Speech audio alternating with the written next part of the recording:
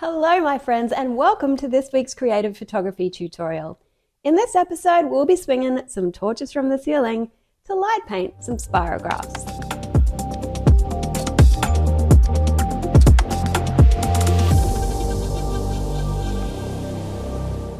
Now, before we get stuck in, I just want you to know that this project is really hard to get good results from. If you've seen impressive spirograph photos before, it's likely that special equipment was used to rotate the lights.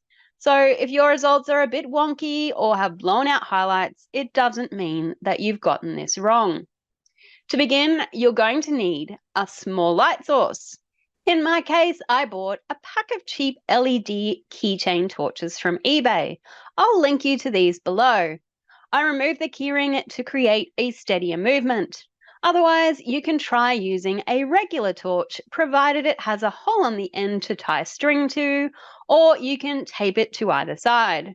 There's a good chance that the light coming from your torch will be too wide, so you can cover it with tape and make a hole about the size of a skewer to allow light to pass through. But it must be thick black gaffer tape, as regular tape won't shield enough light. You can also get creative for more exciting results and use other things like glow sticks or specialty light painting tools, such as those from light painting brushes if you have the budget. To keep it simple, I just wanted to show you the results with the cheap tools I already had. Next, you'll need some string to swing your light from the ceiling. This is easiest if your light source has a hole to pass the string through, so you can create a knot. I tried using string about 1 meter long, but found that shorter string gave a bit more control. I tied a knot in each end of the string to prevent it from wobbling too much. Now you'll need to mount this from the ceiling. I initially used the blade of a ceiling fan that I looped my string over, but eventually swapped to using half a backdrop stand as the fan occasionally moved. You could also try tying this over exposed beams or rafters, but make sure everything is secure, because if the light drops, it could smash your lens. Now, place your camera on a tripod. This will need to be one with a ball head so you can position the camera facing directly up. However, you can also try just lying your camera on the floor, although getting focus is a little bit trickier. Use your widest lens and frame the scene so there's room for the torch to swing about. I had to get down on the floor about 100 times to review my results, so if you have mobility issues, just move your whole setup higher. Focus your camera on the tip of the torch and lock focus using back button focus or by switching your lens to manual focus. If you're having trouble with this, you can try switching the camera to live view mode and use the magnifying glass icon to zoom in and get more accurate focus. In manual mode, set your exposure to 30 seconds, f16 and ISO 100 as a starting point, but if you have a remote, I recommend using bulb mode instead so you can start and end the exposure exactly when you want. This also gives you extra time to combine different movements in one shot if you want to experiment. Turn on the torch and turn off the room lights. The room will need to be completely dark, so this must be done at night.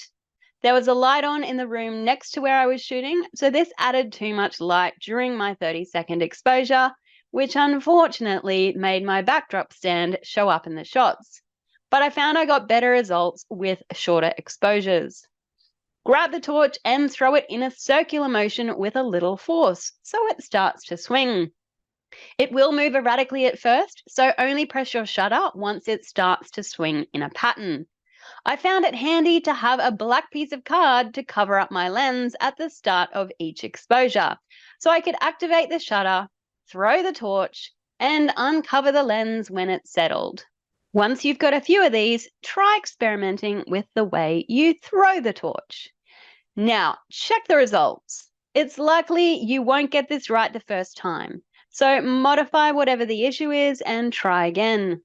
Make sure the light trails aren't blowing out too much, and if they are, try ending your exposure or covering your lens before your torch begins moving in a tight pattern.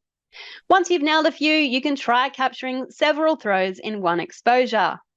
After you've thrown the torch once, cover your lens, set up your second throw from a different direction, and then uncover the lens again when you're ready. Using the same method, you can tape some gel or cellophane over the light to add color, and swap this to another color for your second swing. In post, we'll bring down the exposure or blacks a little to compensate for any light spill.